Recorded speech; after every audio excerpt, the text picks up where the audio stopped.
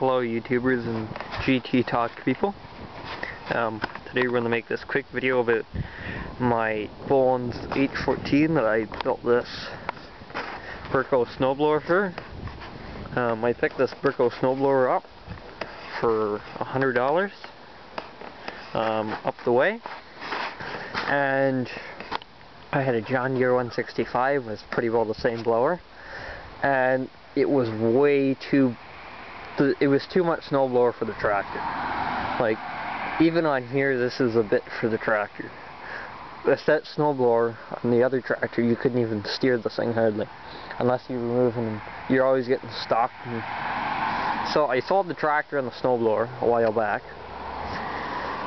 I should have never got the snowblower, but I suppose you'll find out later on.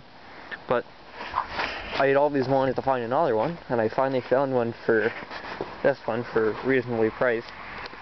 $100, as I said. I got the tractor for free from them, and they traded the tractor for the engine in there. The engine in there had very low hours on it when I first got it. I would say the engine had under 100 hours on it. It was really clean. It was just had some surface rust on it from sitting, and the bores look amazing in it. But back onto this thing. The snowblower, there's not many PTO driven versions of these snowblowers, and if they do, they have the shaft comes out of here and then comes to the auger with like a normal snowblower. I don't know if I've got a normal snowblower here to show you. No. But it's got the worm gear drive, and then it'd have a bearing which would come through here, in here, and then it'd have like a serpentine, something like a timing belt, which they would use to drive a shaft down here.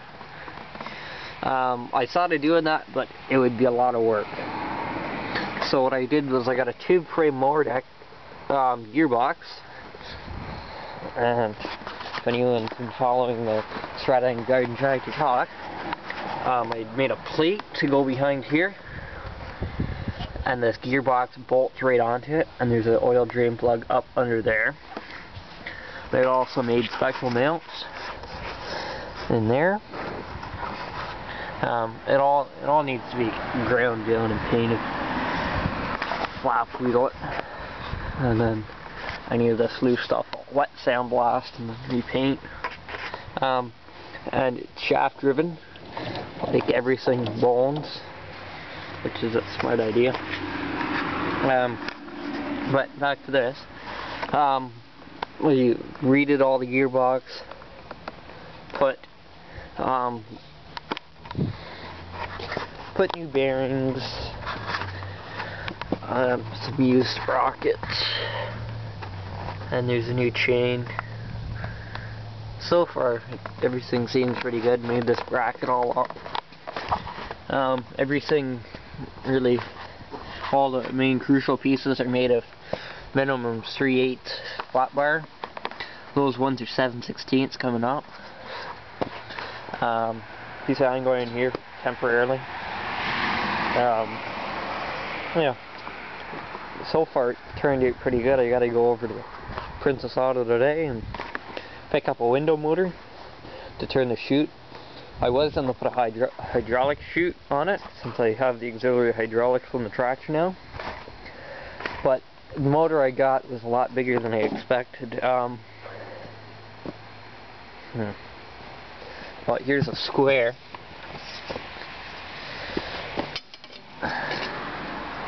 What is it?